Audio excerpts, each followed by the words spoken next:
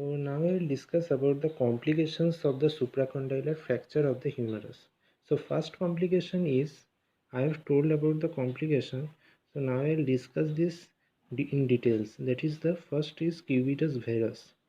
In lateral condyle of humerus there was cubitus valgus, and now there is a cubitus varus in the supracondylar fracture of the humerus.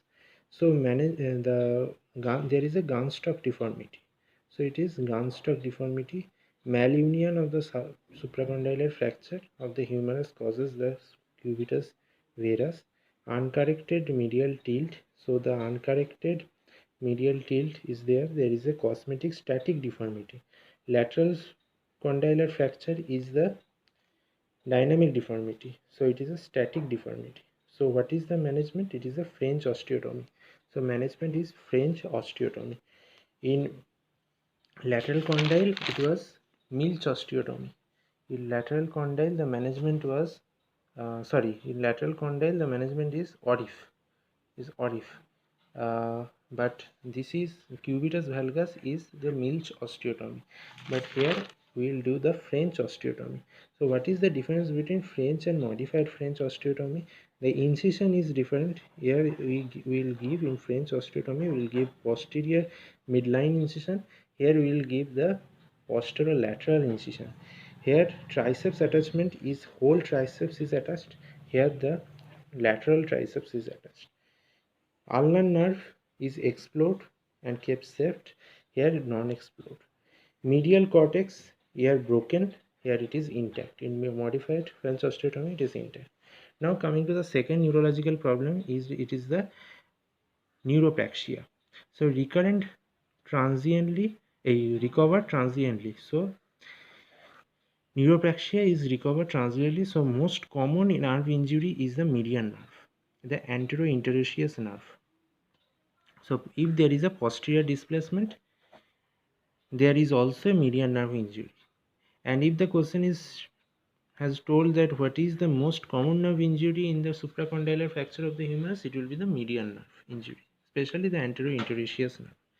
If there is a posteromedial displacement, we know that posteromedial displacement is most common in the supracondylar fracture. So it has radial nerve.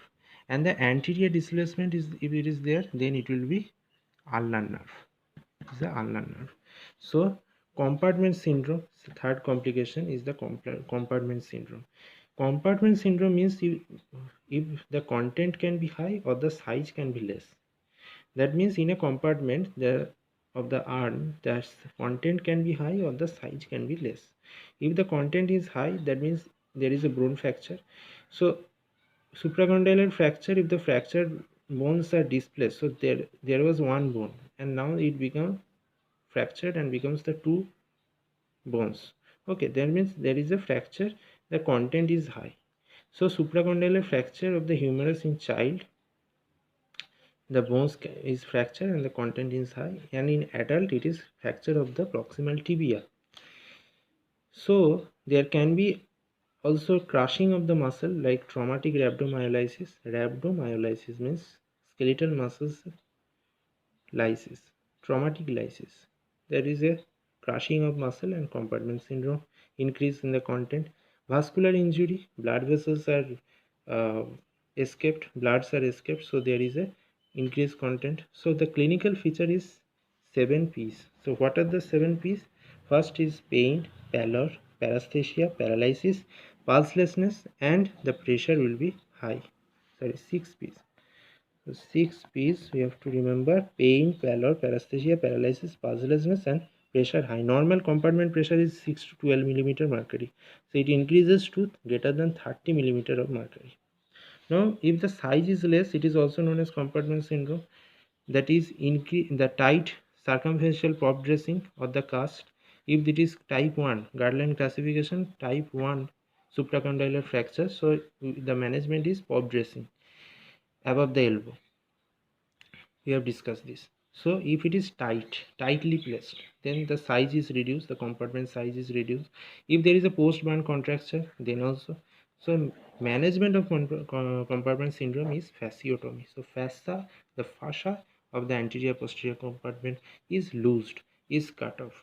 So this is known as fasciotomy. Now coming to the Volksman ischemic contracture. Volksman ischemic contracture means if there is a compartment syndrome and now it turns into ischemia. So it gives the pressure to the blood vessels and causes the ischemia, necrosis of the muscle, ultimately leading to the fibrosis, and there is a contracture. So this is known as Volksman contracture. In forearm, it is thin, wrist it is flex, palm it is hollow, metacarpophalangeal joint it is hyperextended, proximal interphalangeal joint is flexed. So there are grading. According to the grading, we will do the management. If it is mild Volkmann ischemic contracture, then passive stretching or the correction is done. After that, there is a turnbuckle splint should be applied. If it is moderate Volkmann ischemic contracture, then is a max page surgery. Distal sliding of the common flexor origin to be done. If there is severe Volkmann ischemic contracture, then proximal row carpectomy to be done. Now coming to myositis ossificans, the last complication is myositis ossificans. It is not myositis does not means that it is a inflammation of the muscle. Inflammation of the muscle is not that. It is a misnomer. So myositis ossificans means heterotrophic ossificans. It is a ectopic benign pathological bone formation in the soft tissue. So this soft tissue can be heart, this soft tissue can be tongue or any smooth muscles. So this is myositis ossificans. So myositis ossificans can be myositis ossificans traumatica or myositis ossificans progressiva.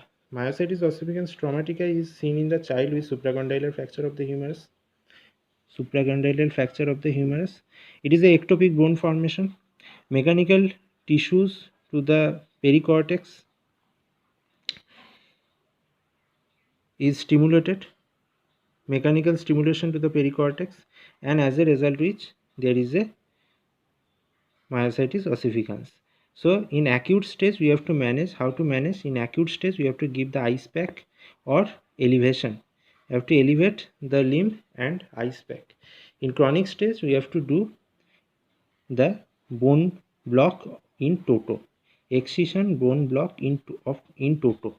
Excision bone block in toto. Myositis ossificans progressiva, it is a rare autosomal dominant disorder. It is seen in the children with less than 6 years of age, fatal, associated with microdactyly, that means that means fingers are less in number. It is seen in the elbow than in the hip joint.